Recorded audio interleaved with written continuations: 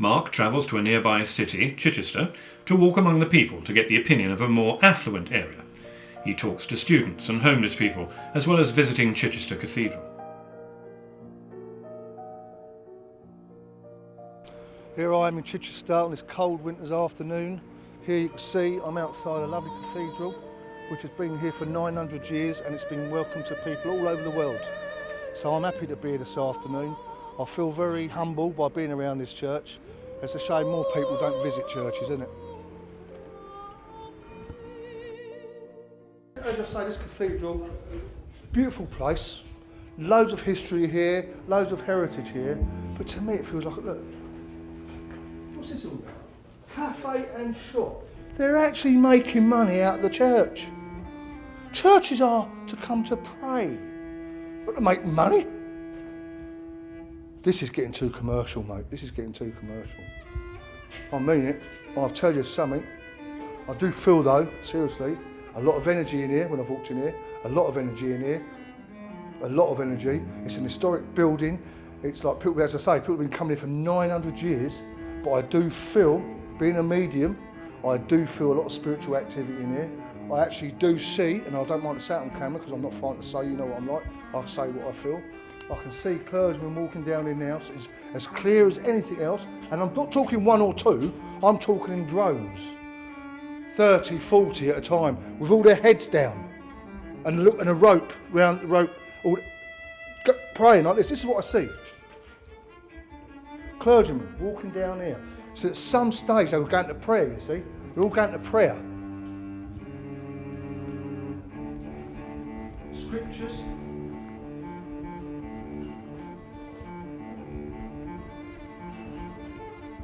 You can hear them washing up. You can actually hear them washing up. Yeah, there's the calf, look. How many churches, cathedrals you go into, where's any churches you find a calf? When I was young, I never went into a church and found a calf.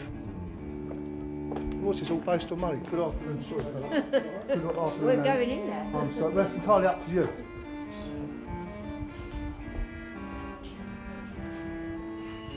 You see what I mean? I've got to say this. Do you see exactly what Mark Rabbetts stands for? I'm saying how bad it is and they're saying, well, we're going in there. I didn't come here to pray, I came in here for a cup of coffee. Look at this, look at the architecture here.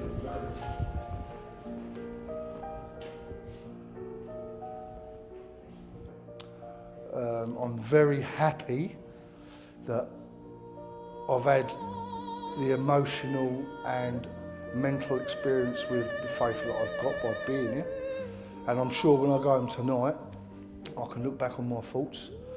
And obviously, listen, you don't need to go to church to pray. You can pray wherever you like. Pray sitting on the toilet, it makes no difference.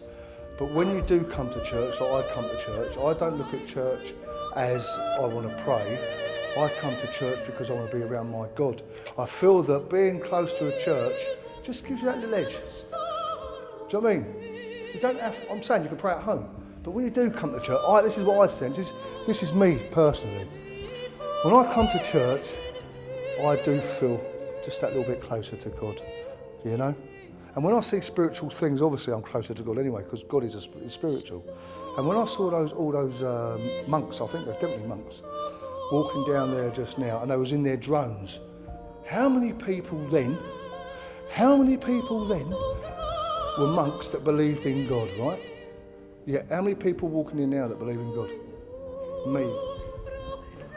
What are you doing here? I'm going to the cafeteria. Sorry, mate. I'm going to say this in one thing only. You've got to believe in God. You've got to. Otherwise, this country, this world won't be here in another 2,000 years, I'm telling you. I'm here in Chichester on this cold afternoon, and I'm going to talk to people, the general public, and ask them what they think that this government and country can do to make it a better place to live in. So I'm going to ask a few people in general their political and honest opinions on how we could make this world a better place to live in. You come in then, let's go.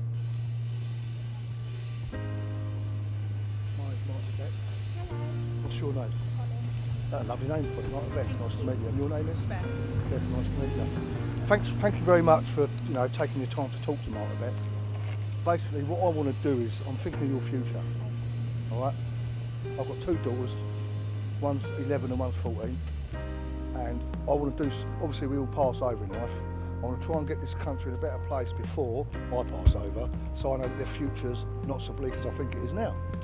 So you being, if you don't mind me asking, you obviously, how old are you? If you don't mind me asking? 17. In all honesty, don't be frightened of the camera and don't be frightened to speak your mind. Let's talk about unemployment.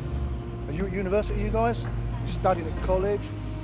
And do you understand, and you're very confident at the end of the day you're going to get a job out of all this? Do you reckon?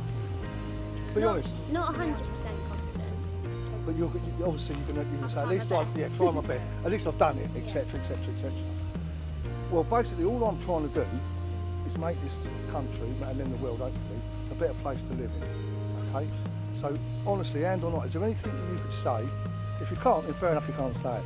Do you think the government have got your best interest in it? Be honest. No, not always. Exactly. You've got a government there earning 60, 70,000 pounds a year. When you watch them on telly in I don't know what it's called, but that room, and they're all just House of like Commons. shouting. House of Commons. Yeah, and they're all just Speak up, shouting speak up. yeah, Yeah. and like abusing each Don't other. take notice of him. He's just Yeah, digging. it doesn't seem like that's very constructive for us. Well, it ain't, is it? Because at the end of the day, all they're doing is they're getting up every morning, having their showers, going to work, reading from a hymn sheet, and going home every day. So God bless you.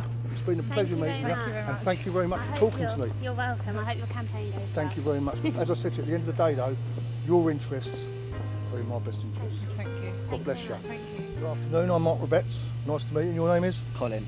And your name is? Katie. What brings you to Chichester this afternoon? Well, we're at college today. Yeah, so- just coming up for our lunch. Oh yeah. And what you actually studying at college? We're studying drama. Drama. Yeah. That's good. That's good. Well, I'm basically doing a documentary called Mark Rabbetts Changing Britain, and it's time for change. In all honesty, I want you to be honest, because I've always found in life the best philosophy in life is to be honest. That is my foundation. What do you think, in all honesty, that this government, in your own words, could do more for you? Do you think they could do more for you, or are you quite happy with the way they're treating you at the moment? Well, to be honest, I kind of feel that the government not welcoming the new generation. Absolutely. The new generation, because if they was to actually think about it, this is the new generation, and this is what's going to lead Britain. Exactly. Even if you're going to be a politician, that next generation, they're not going to be in power forever. They're going to cross over just like anybody else. So, yeah, I absolutely agree with you. But are they doing enough for you? As in, do you trust the government? Trust? No. Never have, never will. But that's just, your opinion. My opinion. And you're entitled to your opinion. This is time for free speech. This is the thing. No one's big enough or brave enough to stand up to the government and say, I've had enough. Because they think there's something else. They ain't. They're only normal human beings that get paid a maximum amount of salary every year for doing nothing. Because I tell you what, I could run this country and I wouldn't charge a penny. It'd be an honour to run this country, wouldn't it? Wouldn't it be an honour to run this country? So why do you want 80 grand? I'll just settle for 30. Give the 50 to the owners. And you, young lady, what have you got any views on this? I think my views are pretty similar to Colin's, really. That you think that they could be doing a lot more Yeah. for you? Oh yeah. It's Go on. we can't. Let yourself, tell me from your heart, tell me how you feel. Well, as a student, Yep.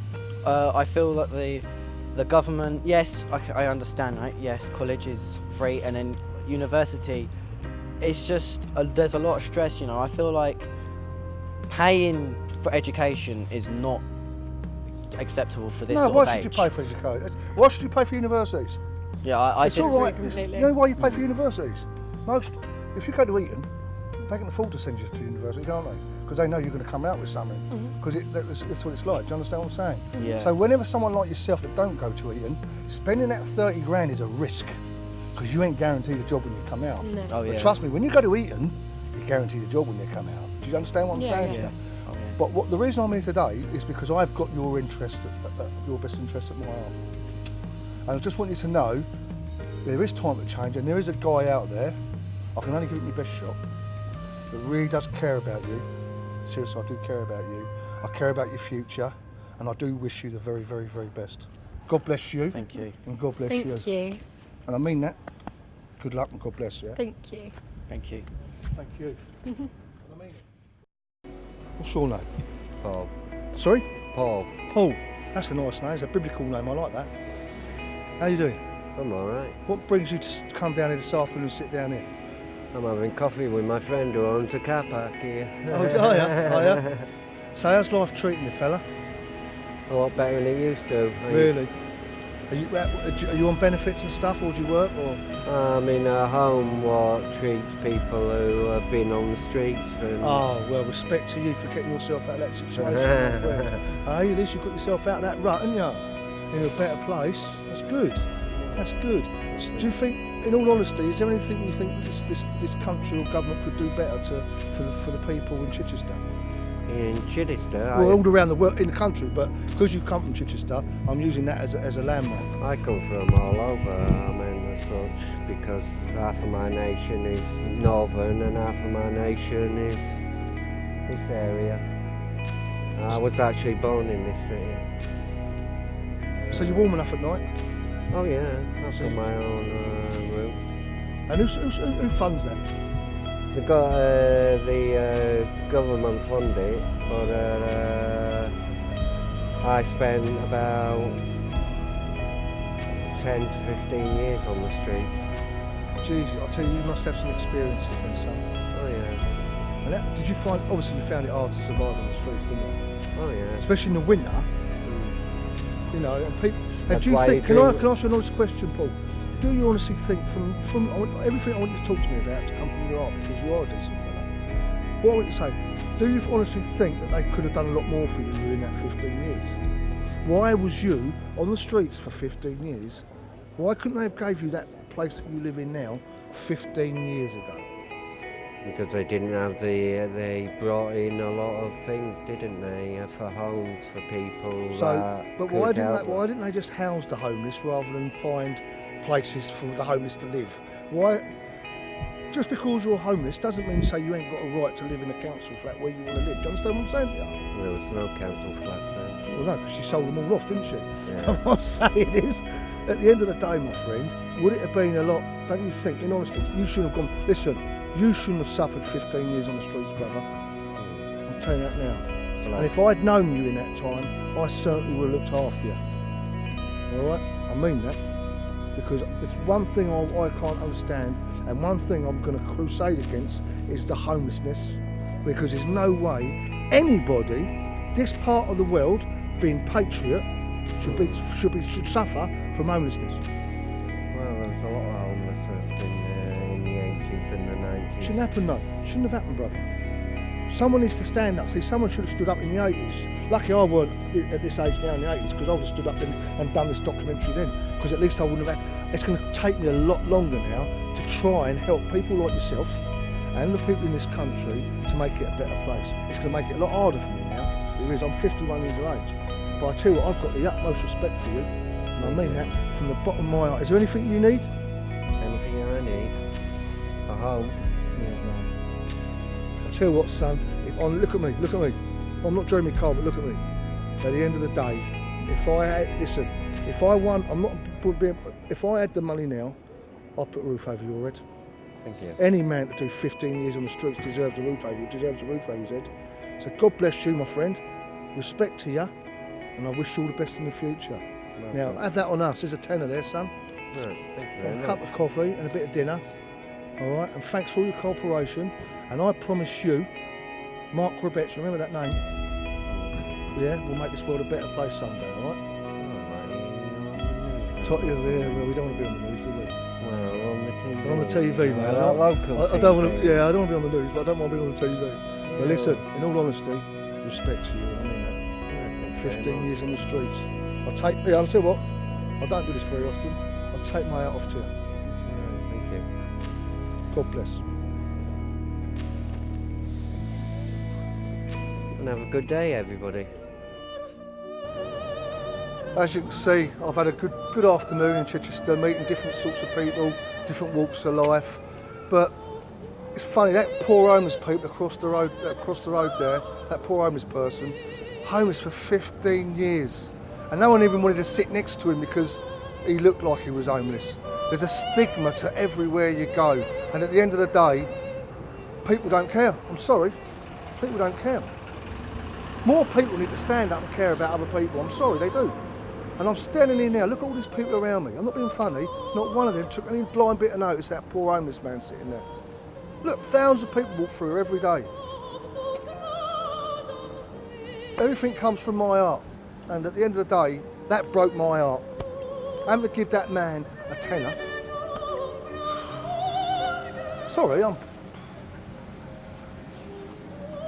standing outside a church, God's creation, God's house, and people don't even care about the man. Total disgrace. But anyway, there's not a lot more I can say really, only the fact that I wish a lot of people would give. Mark wanted to come back to Portsmouth to reflect on his day in Chichester. Well, I'm now sitting up in the cafeteria around Portsmouth, having a nice cup of coffee after another hard day's filming and trying to get my message across to the people out there that obviously I'm here for a reason. I've had a lot of experiences today, some good, some bad. It's been emotional, as it always is. And I really feel now that I'm getting close to actually fulfilling my dream and doing something about this country. The poverty is obviously there, the homelessness is there, but basically at the end of the day, I have had a good day out there filming. I've had some positive results from children out there that are interested, that I'm interested in getting their views for. But most of all, the homelessness did hit me today and it was hard. But when you look at this documentary and you can see that cathedral that was in Chichester, that really brought it home to me today. I felt at home. I've never felt the love that I felt in my body as much as I did at that cathedral. Now, I don't know about other people, the way they feel about it. But I'm Mark Rabbetts, and at the end of the day, I believe in God, I love God. It's the best thing that's ever happened to me. And I never saw a lot of people around that church today. I walked right around that church, I didn't see anybody. All they were going in there for was cups of teas, cups of coffee. They weren't going there to pray. They weren't going there to ask to speak to God. They was basically, all they would do. It's commercial, basically. To round off my day, I'm honestly going to say that I feel sorry for the homeless. Listening to that guy that was homeless for 15 years and had nothing. Obviously, you saw we gave him a contribution because that's all good people that I'm around. But my final thought of the day is this: there shouldn't be no homeless people in this country, in the world. There shouldn't be no homeless people. So if you listen to me out there, if I could do anything about it, trust me, I would. I'm going home now with an hard day, and God bless you all. We travelled with Mark to Bournemouth. Well, good morning. It's 8 o'clock on this lovely morning. Obviously, by looking at the sign here, I'm down at Bournemouth seafront. And I'll tell you what, I've never been here before. Seeing as it's so cold, I'm going to go and get myself a nice ice cream.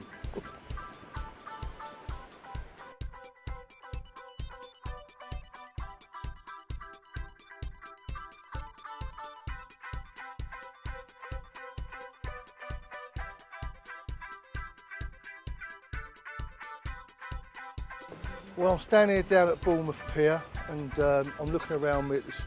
I know it's cold and all that, but I think the scenery around is absolutely gorgeous. The sand, the sea. Why do people need to go to other countries when they can come here, help this economy? Why are you helping other economies when you can help this economy?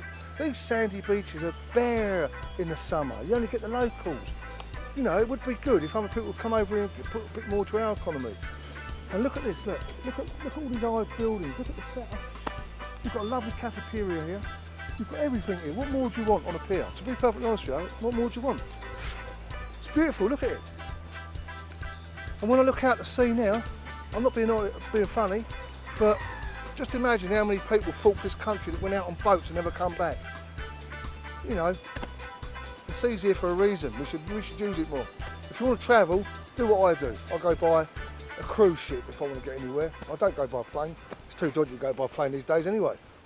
It is. Well, to be honest with you, the only reason Bournemouth is really busy, see, I'm using Bournemouth as an example because there's a lot of colleges here, there's a lot of universities, and so in the summer these beaches are probably really busy. But there's other cities and other places in this country where you've got nice beaches, you've got the sea. Now we're getting our summers back. We had a great summer this year. Hopefully this time next year, people will put money into this economy rather than somebody else's. To be perfectly honest with you, we ain't got these lovely beaches. We haven't got, there's nothing there for it. It's just there for ships to sail in and out. That's what it's there for ships to sail out to war, home from war. That's all gospel, isn't it? Well, I've been here like today, it's the end of the day now. I got here at 8 o'clock this morning. The weather ain't changed, but at the end of the day, I've met some lovely people. The views are beautiful, and I've learnt a lot, to be perfectly honest with you, because even in the Isle of Wight, where I would like to live, I've now maybe changed my mind, and maybe I might come and live or buy myself a nice little place out here. It's lovely. Set an example. If you've got any money to spend, come buy a flat in Bournemouth. I'm standing outside there watching the world go by, and my mate Arden, who owns the Key West, which is it's at the end of the Bournemouth Pier. It's a lovely restaurant. To be perfectly honest with you, the food's great. I only had a sandwich, but I'll tell you that, I had a lovely sandwich, but it's quite busy in here, so obviously it's a good restaurant. So it's nice to see that people are actually still eating out, and it's not dead like some piers you go to, a lot of piers you go to on the west coast. Some of them are empty. It's nice to see this one full up, so fair play to him. Cheers, Arden. This one's on you.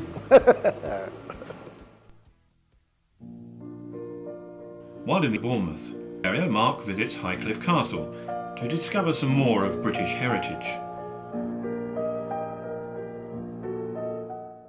I'm finally here, cold, here at obviously Highcliffe Castle. Got myself a nice cup of coffee from the old tea room, which is here. But the thing is, they don't know we're here, so it's going to be a surprise.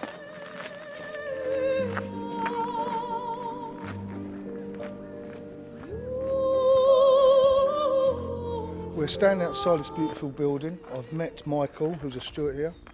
There's 70 people a week that work here voluntary, so I'm asking them a few questions about the history of this beautiful building.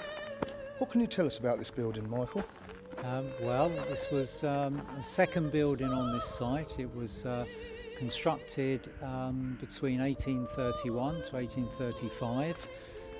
The owner at that time was Lord Stuart de Rothesay.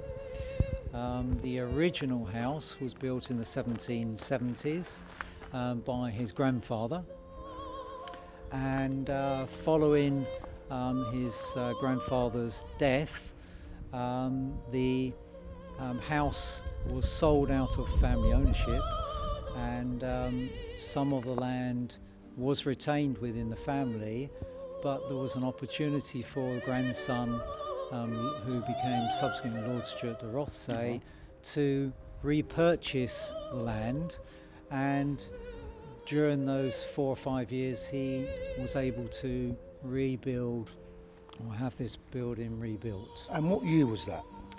Between 1831 to 1835, and the fabric of the building is medieval. We've got Norman stonework here. Much of it came from France. Lord Stuart de Rothesay at that time was a diplomat for Great Britain, and it was just post the French Revolution, and he saw an opportunity to purchase much of this stonework, which he had shipped over from Paris, from France, I should say, from Rouen, on 12 steamships. Well, that's absolutely amazing. But while you're talking about him shipping all that stuff over, I've noticed there's obviously been some renovation work here by looking at the difference in the colour of obviously the construction. How difficult was it to actually renovate that? Do you know? Well, and how did they? Did they have cranes? Did they have scaffolds? Did they, you know? The first issue was subsequent to a fire. There was a major fire, 2 fires, the major one in 1968, when the rooftop collapsed and the windows were blown out, and the the building started to deteriorate through not being watertight, windtight, and it was purchased by the local authority, and during that time they were not sure actually about what they were going to do. So it could have been closed down. So, well, it was really a bit of a wreck. So who's funding this? Like the National Lottery, or? Well, the local authority purchased the building, and then they applied for a heritage lottery grant, which was successful, to allow this to be rebuilt to some degree. So their aim was for the community to use this building on a regular basis. Obviously, many years ago it was used by one family. Now the whole community, visitors to the area, are able to come and visit, to look at the exhibitions. Local groups are able to put their own exhibitions in, which we have on a regular basis. It's now a very popular building for weddings. Yeah. And we have outdoor concerts, indoor concerts, and So all the grounds here, which is absolutely gorgeous, may I add, and respect all the people that work here. But what I've noticed since I've been here the last couple of hours is it's all kept perfect. Is that all done voluntary, or is that done by the council? The building is run by employees of the council, but there are a limited number of those, and the majority of the work is done by volunteers. So in fact there are probably in excess of 100 volunteers. Some of them tend the grounds with someone overseeing from... So it goes from an age structure, it could go from 18 to 20 to 50 to 60. Everybody just mucks in, and Yes. do you get all different age groups working here, or is it just basically... Tends to be those mostly that are retired and that have got that time to be able to put their efforts into keeping this the way it is? That's right. But the great thing is that there is another lottery grant application currently in, and we've got through the first stage of that, and hopefully when that money comes through, when the grant is successful, the east wing here, known as the Penleys wing, will be restored. It will be restored, and we'll create a heritage lottery centre. A heritage centre. And there are other things such as stained glass that's in a stored collection at the moment, which we hope to... Because that must be very difficult. Obviously it's a listed building. Any accidents or whatever happens, it has to go back as is. Well, there's a lot of stored glass because it can't really be presented. It's very valuable. We have inside the building here, there's a window known as the Jesse window, which is 16th century. And whilst the house or the castle was built in the 1830s, as I said earlier, most of the fabric is much, much older. We've got medieval stonework here. For the restoration, some of the stonework came from local areas. What, in the local Bournemouth area? Around Dorset area. You think about it, it's come a long way from Dorset to France, though, isn't it? It You has. consider It the has. first time. So yeah, well anyway, it's been a pleasure talking to you. You're welcome. And Mike, we do, as all of us do, wish you all the best, and I've got the utmost respect for you, okay? Thank you very And much. God bless you. Thank you. Well, the day's come to an end now, unfortunately. I really have enjoyed myself here today. I spoke to, obviously, Highcliffe Castles, to be perfectly honest with you. A year ago, I never heard of it. And I thought I'd do me a little bit of homework. I've got nothing else to do now, a bit of history. So I thought I'd come and visit. I've met some beautiful people here. 70 people a week work here, voluntary, plus another 30 part-time. Respect to them, respect to all the people that work here, but obviously respect to Lord Stewart and William Dunthorpe, because at the end of the day, if it weren't for them, this place wouldn't be here. So, you know, no, seriously, when I look about this place, obviously I feel a lot of nice energy, obviously because you know that I'm a very energetic person, and you know, I'm a bit of a medium, so I feel a lot of history here. I've seen a little few things, to be honest, that I've not wanted to say, but they are niggling me, because obviously that's the way I am. But in all honesty, I really have enjoyed myself today, and yeah, I've had a good day. It might have taken me 3 hours to get here, but I've had a good day. God bless you all. Ta-ra.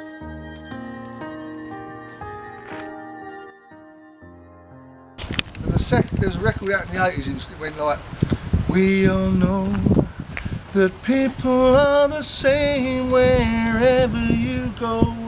There is good and bad in everyone. Learn to live, learn to love each other, what we need to survive, together alive. Ebony and ivory, together in perfect harmony, side by side in my shadow.